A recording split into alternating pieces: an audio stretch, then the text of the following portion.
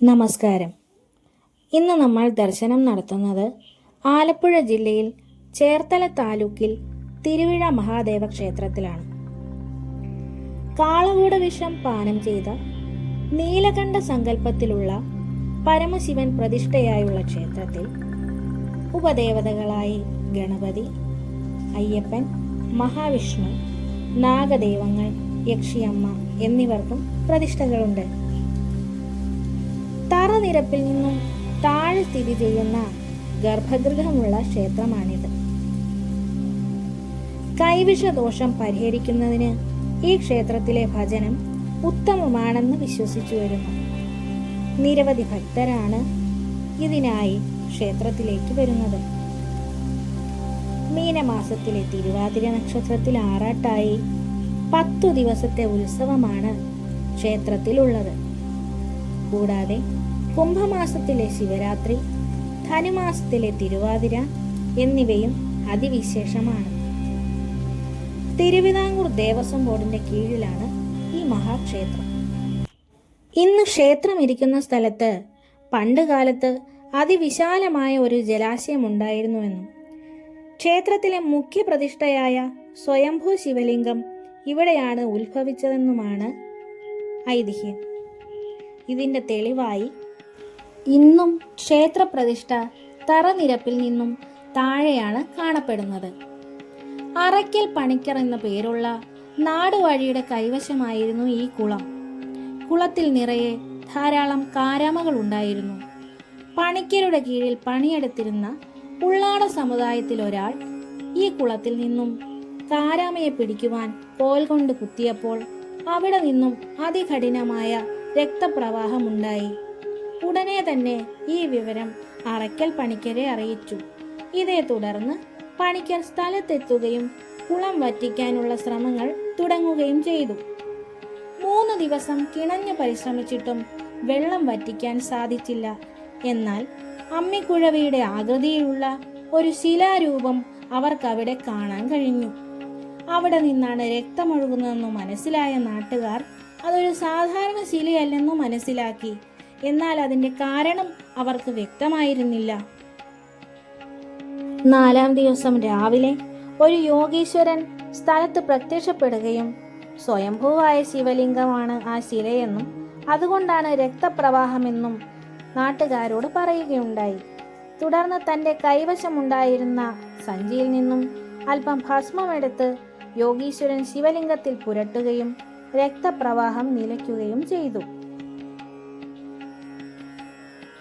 ഇതിനുശേഷം ഉടനെ കുളം നികത്തണമെന്നും അവിടെ ഒരു ശിവക്ഷേത്രം പണിയണമെന്നും ആവശ്യപ്പെട്ട അദ്ദേഹം അങ്ങനെ ചെയ്താൽ ഗ്രാമത്തിന് സർവ്വ ഐശ്വര്യങ്ങളും ഉണ്ടാകുമെന്ന് കൂടി അരുൾ ചെയ്ത് അപ്രത്യക്ഷനായി. ശിവലിംഗത്തിൽ കുത്തിയ ഉള്ളാട സ്ത്രീ മാനസിക വിഭ്രാന്തിക്ക് അടിമപ്പെടുകയും തിരുപിഴൈ തിരുപിഴൈ എന്ന് നിലവിളിച്ച് ഓടി നടക്കാൻ തുടങ്ങുകയും ചെയ്തു. തിരുപിഴ എന്ന വാക്കാണ് പിന്നീട് തിരുവിഴയായതെന്നാണ് കഥകൾ പറയുന്നത്. യോഗീശ്വരൻ അരുൾ ചെയ്തതനുസരിച്ച് നാട്ടുകാർ ഉടൻ തന്നെ കുളം നികത്തുകയും ക്ഷേത്രം പണിയുകയും ചെയ്തു. ശിവലിംഗം ഉത്ഭവിച്ചത് കുളത്തിലായതിനാൽ ആ ഭാഗം തറനിരപ്പിൽ നിന്നും താഴേക്കായാണ് പണിതത്. ഇതിന്റെ ഫലമായി ഇപ്പോഴും പ്രളയകാലത്ത് ഗർഭഗൃഹം വെള്ളത്തിലാകാറുണ്ട്. ആ സമയത്ത് മുകളിലേക്ക് കയറ്റി പ്രത്യേക സ്ഥലത്താണ് ഭഗവാന്റെ പൂജ നടത്തുക. തിരുവിഴ ക്ഷേത്രത്തിലെ ഏറ്റവും വലിയ പ്രത്യേകതയാണ് അവിടുത്തെ പച്ചമരുന്ന്. മറ്റെവിടെയും കാണാത്ത ഒരു പ്രത്യേകതരം ചെടി പാലിൽ കലക്കിയാണ് ഇത് കൊടുക്കുന്നത്. മനോവിഭ്രാന്തികൾക്ക് അടിമപ്പെടുന്നവർക്ക് ഇത് ഉത്തമ ഔഷധമായി കണക്കാക്കപ്പെടുന്നു. രാജ്യത്തിന്റെ പല ഭാഗങ്ങളിൽ നിന്നും നിരവധി ആളുകളാണ് ഈ വിശേഷ മരുന്ന് സേവിക്കാൻ ഇവിടെ എത്തിച്ചേരുന്നത്. ക്ഷേത്രത്തിന്റെ നിർമ്മാണവും കലശാദി ക്രിയകളും കഴിഞ്ഞ് കുറച്ചു കാലം കഴിഞ്ഞപ്പോൾ ക്ഷേത്രത്തിൽ നിത്യേന ഒരു ഭ്രാന്തൻ വരുവാൻ തുടങ്ങി. അയാൾ ക്ഷേത്രത്തിൽ വരുന്നവരെയും പോകുന്നവരെയും നിരന്തരം ഉപദ്രവിക്കാൻ തുടങ്ങി. അവരിൽ ഏറ്റവും അധികം ഉപദ്രവങ്ങൾ ഏറ്റുവാങ്ങിയത് ക്ഷേത്രത്തിലെ സഹായിയായിരുന്ന തലക്കാട്ട് നായരെയാണ്. ആദ്യമൊന്നും അദ്ദേഹം അത് കാര്യമാക്കിയില്ലെങ്കിലും ഭ്രാന്തന്റെ ഉപദ്രവം കൂടാൻ തുടങ്ങിയതോടെ അദ്ദേഹം ഭഗവാനെ തന്നെ ശരണം പ്രാപിച്ചു. അങ്ങനെയിരിക്കെ ഒരു ദിവസം രാത്രി നായർക്ക് മഹാദേവന്റെ സ്വപ്നദർശനമുണ്ടായി. പിറ്റേന്ന് ഭ്രാന്തനെ ക്ഷേത്രത്തിൽ ഒരു സ്ഥലത്ത് കെട്ടിയിടണമെന്നും അതിന്റെ പിറ്റേന്ന് രാവിലെ പറമ്പിൽ ഒരു പ്രത്യേകതരം ചെടി മുളയ്ക്കുമെന്നും അത് പറിച്ചെടുത്ത് മേൽശാന്തിയെ ഏൽപ്പിക്കണമെന്നും അത് അവരെ കൊണ്ട് പാലിൽ പിഴിഞ്ഞരപ്പിച്ച് പന്തിരടി പൂജയ്ക്ക് തനിക്ക് നേദിച്ച ശേഷം കൊടുക്കാൻ ആവശ്യപ്പെടണമെന്നും അങ്ങനെയായാൽ ഭ്രാന്തന്റെ ഭ്രാന്ത് മാറുമെന്നായിരുന്നു സ്വപ്നത്തിൽ മഹാദേവന്റെ അരുളപ്പാട്. പച്ചമരുന്ന് കഴിച്ച് 2 നാഴിക കഴിയുമ്പോൾ ചെറു ചൂടോടുകൂടി വെള്ളവും കൊടുക്കണമെന്നും പിന്നെ 1 നാഴിക കഴിയുമ്പോൾ അയാൾ ഛർദ്ദിക്കുമെന്നും അവസാനം ഉച്ചപൂജയ്ക്ക് യക്ഷിയമ്മയ്ക്ക് നേദിക്കുന്ന പാൽപ്പായസം കൂടി കൊടുത്താൽ ഭ്രാന്തന്റെ ഭ്രാന്ത് പൂർണ്ണമായും മാറുമെന്നും ഭഗവാൻ അരുൾ ചെയ്തു. നായർ ഭഗവാൻ പറഞ്ഞതുപോലെയെല്ലാം ചെയ്യുകയും ഭ്രാന്തന്റെ രോഗം പൂർണ്ണമായും മാറുകയും ചെയ്തു. ഈ വിവരം നാടൊട്ടുക്ക് പരന്നതോടെ ഒരുപാട് ആളുകൾ ഇവിടെ വരുവാനും ഈ മരുന്ന് സേവിക്കുവാനും തുടങ്ങി.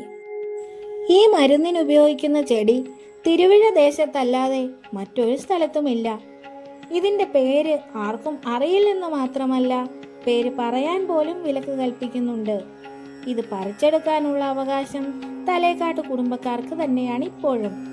ക്ഷേത്രകുളത്തിൽ കുളിച്ച് ചെടി പറിച്ചെടുത്ത ശേഷം അവർ അത് എടുത്തുകൊണ്ട് വന്ന് മേൽശാന്തിയെ ഏൽപ്പിക്കുന്നു. തുടർന്ന് അത് ഇടിച്ചു പിഴിഞ്ഞ ശേഷം പാലിൽ കലക്കി പന്തിരടി പൂജ സമയത്ത് ഭഗവാന് നേദിക്കുന്നു. ഭഗവാന് നേദിച്ച പാൽ കുടിക്കുന്ന ഭക്തർ പിന്നീട് 2 നാഴിക കഴിയുമ്പോൾ ചൂടുവെള്ളം കുടിക്കുകയും അതിനുശേഷം 1 നാഴിക കഴിയുമ്പോൾ അവർ ഛർദ്ദിക്കുകയും ചെയ്യുന്നു. ഉച്ചപൂജ സമയത്ത് യക്ഷിയമ്മയ്ക്ക് നേദിക്കുന്ന പാൽപ്പായസം കൊടുക്കുകയും ചെയ്യുന്നതോടുകൂടി അവർ രോഗമുക്തി നേടുന്നു. കൈവിഷം കൊടുത്ത സാധനത്തിന്റെ എന്തെങ്കിലും ഭാഗം കാണാമെന്ന് ഇവിടെ വിശ്വസിക്കപ്പെടുന്നു. അത് പൂർണ്ണമായും ദഹിക്കില്ലത്രേ. ക്ഷേത്രത്തിലെ ആറാട്ടു ദിവസമായ മീനമാസത്തിലെ തിരുവാതിര നാളിൽ ഒഴികെ എല്ലാ ദിവസവും ഈ പച്ചമരുന്ന് വിതരണമുണ്ട്. പന്തിരടി പൂജ ആറാട്ടിന് ശേഷം രാത്രി നടത്തുന്നതുകൊണ്ടാണ് ആറാട്ട് ദിവസം പച്ചമരുന്ന് വിതരണമില്ലാത്തത്. മരുന്ന് കഴിക്കാൻ വരുന്നയാൾ ലഹരി പാനീയങ്ങൾ ഉപയോഗിക്കുന്നവരാണെങ്കിൽ മരുന്ന് കഴിക്കുന്നതിന് മുൻപും പിൻപും 3 ദിവസങ്ങളിൽ ലഹരി പാനീയങ്ങളും പദാർത്ഥങ്ങളും ഉപയോഗിക്കാൻ പാടില്ല. അതുപോലെ ഗർഭിണികളും ഹൃദ്രോഗികളും ഈ മരുന്ന് കഴിക്കാൻ പാടുള്ളതല്ല. മരുന്ന് കഴിക്കുന്നവർക്ക് 15 വയസ്സ് പൂർത്തിയായിരിക്കണം. എറണാകുളം ചേർത്തല ഹൈവേയിൽ എറണാകുളത്ത് നിന്നും 40 കിലോമീറ്റർ അകലെയാണ് ഈ ക്ഷേത്രം.